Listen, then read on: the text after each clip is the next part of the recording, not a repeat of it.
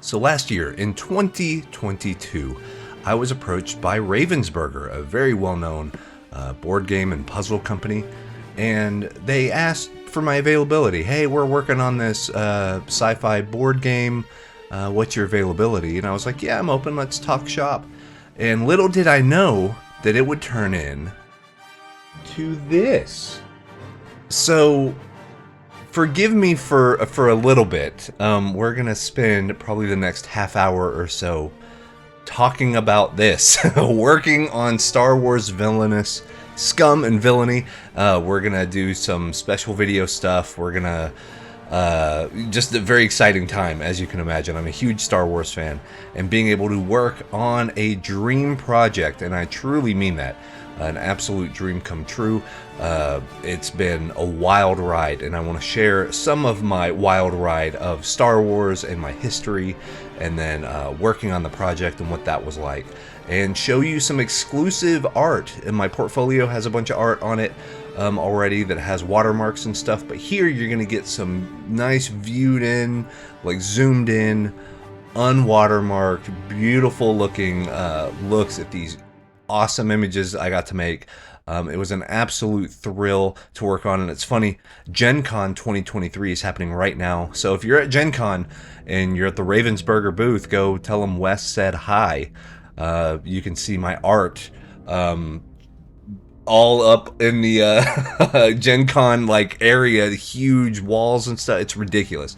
Like, this whole thing is crazy, but I thought it would be a lot of fun just to talk about Star Wars and my love of it and kind of what we did on the project.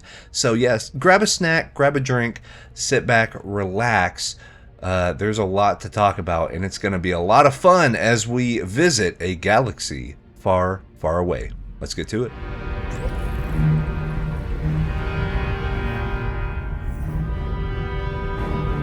Hello. Hey, so it is July 30th, 2023. Release day. Release day, and we are outside Target. of Target. So we're going to walk in and see if we can find a little product called Star Wars Villainous, Scum and Villainy. So, you want to go see if we can find it? Yeah. All Let's right, go. Let's go.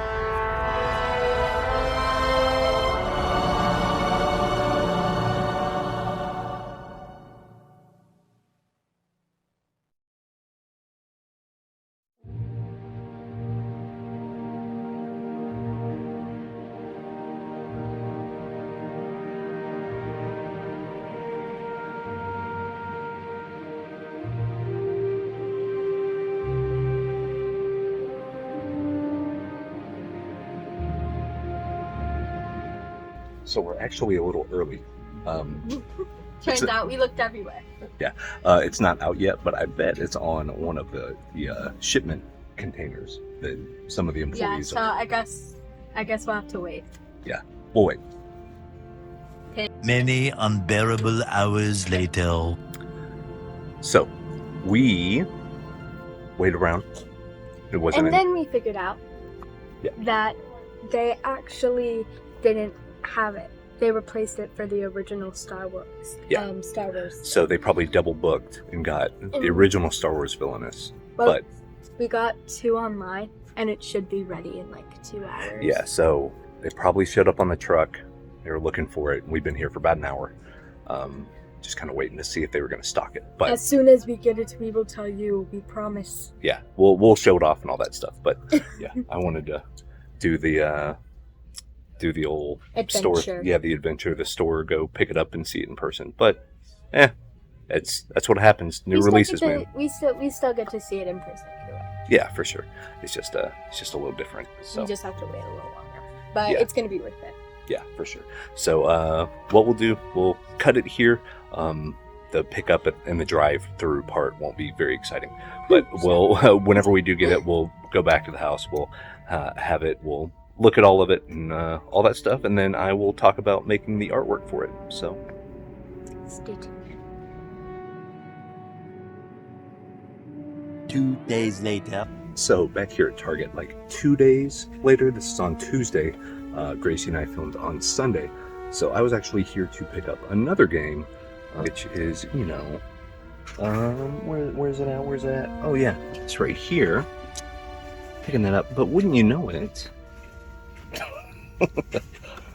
There it is, man. In the flesh. So go buy your local Target. So I actually ordered 2 to be delivered online. So whenever those get delivered to me on Thursday, we'll do the breakdown and kind of go through the box and talk about it. But yeah, we should have just waited a few days, I guess. But see you there. All right, so as you can see, it was kind of a little bit of drama actually getting the game into our hands, but it happened, right? It happened. So release date's always kind of a crazy hectic time, and we literally got to the store early. We almost beat the truck, as it's called. The truck that has all the shipments and stuff. So yeah, we were finally able to snag ourselves a few copies of the game. And yeah, I have the Target version here. Target exclusive, has a slipcover, but if you order it, online through Ravensburger, or once it hits the other store shelves, you're gonna see the copy that looks like that. So yeah, before we get too far into this, I just wanted to give some like anecdotal behind the scenes type stuff. Well, if I can get this back on. So yeah, whenever I got that email, I want to say it was around September, the end of September last year. And art director reached out. Was like, hey man, we're working on, we saw your stuff, we like your stuff. We're working on a sci-fi game. Are you interested? Yeah, that's all that I was given. And I was like, yeah, of course. Let's talk about it. And they're like, okay, before we get too far into this, I need to send over the NDA, or the non-disclosure agreement. It's something that I sign all the time on every project that I have. Basically what it is it's a piece of paper that says, hey, what you're going to see is confidential. You're going to be seeing information. You are not allowed to tell anybody about this. And if you do, we can sue the pants off you. That's what it says.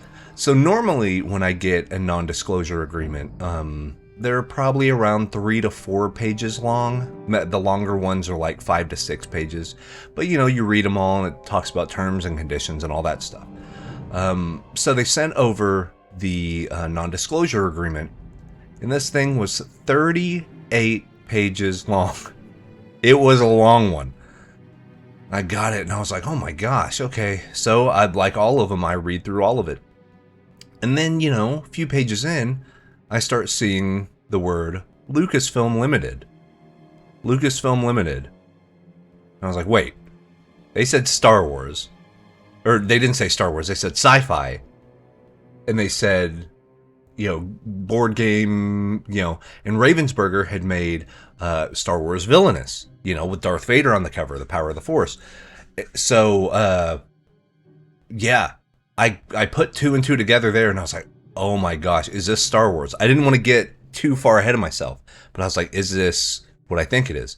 So what I did is absolutely, yeah, signed agreement, here you go. And then, yeah, they dropped the bomb. And they're like, yeah, we're making an expansion for Star Wars Villainous, and we like your stuff, and we would like you to paint Boba Fett and Boba Fett's entire card range for the villain of Boba Fett. Okay. And then they're like, oh, and by the way, this is like Empire Strikes Back, maybe beginning of Return of the Jedi era. What? So to say this was a shock is like, yes, because I mean, just like pretty much everybody that's into Star Wars, you grow up with it. And I can tell you, literally, I have vivid memories of the first time I ever experienced Star Wars was in St. Mary's, Georgia, where I grew up on the coast. My dad was in the Navy. They have a Navy base right around there.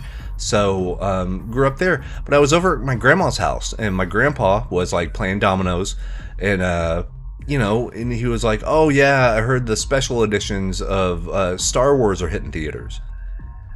So this is what, 96-ish, 97, something like that.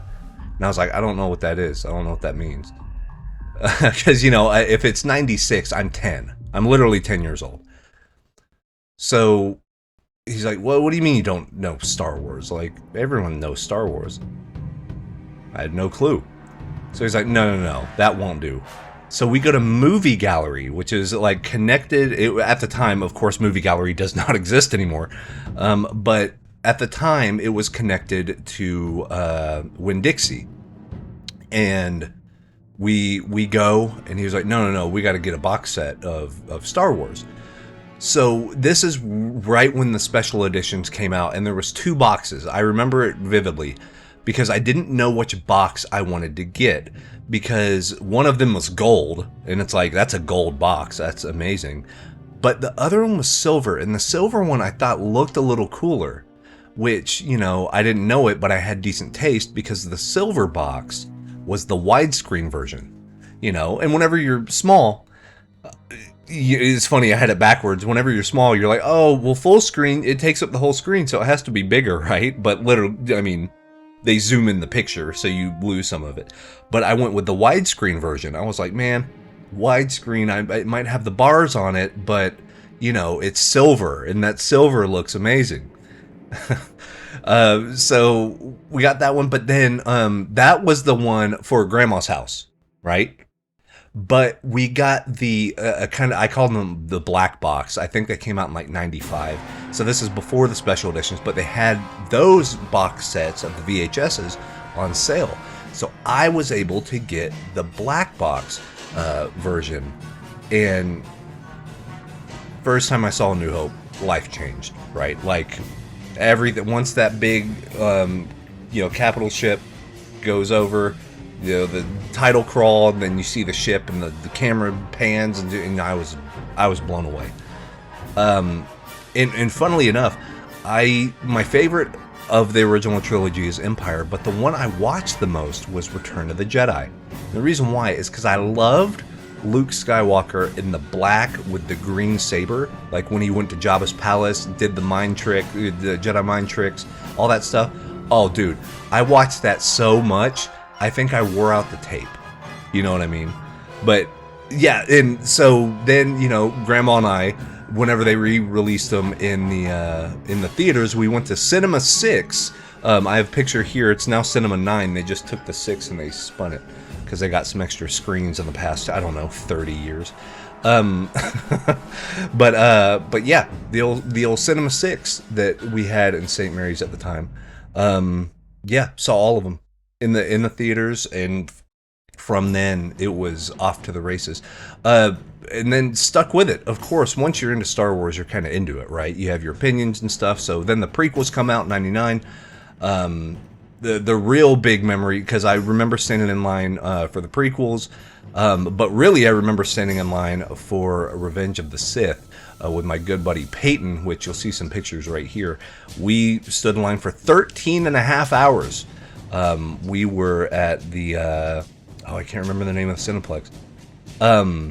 But yeah, huge opening, massive opening, and funnily enough, the part, spoiler alert, the part where Vader gets his mask on after Mustafar and gets his mask on, the film reel burned. It literally burned. At first we thought it was a cool effect. We're like, oh, that's cool. But then we realized that the tape, or the film itself burned. So, got a bunch of people, you know, they brought us out of the theater and stuff, and so we didn't get to see the very, very, very end. You know, the last maybe 3 minutes or so were kind of a blur, literally. But it was funny. Every late night talk show that night, I wish I could find clips of this, had a joke about it. And I think the best one, was it Conan? Maybe? It was either Conan or Jay Leno, which is weird to say. But I think it was Conan. And he said that, you know, hey, these people waited so long in line, and then the film ended up burning, but it was fine because there were 5,000 computer engineers in the audience because it was Star Wars. I was like, yeah, that's pretty good. But yeah, amazing memories, right? And Star Wars is the best of the best, the biggest of the biggest. So to be able to work on the project was unbelievable. So I was able to work directly with Ravensburger, with my art director Jake, and then also with people from Lucasfilm. And we were able to get into the archives if we needed material reference, if we needed lighting reference, if we needed kind of positioning reference for sets.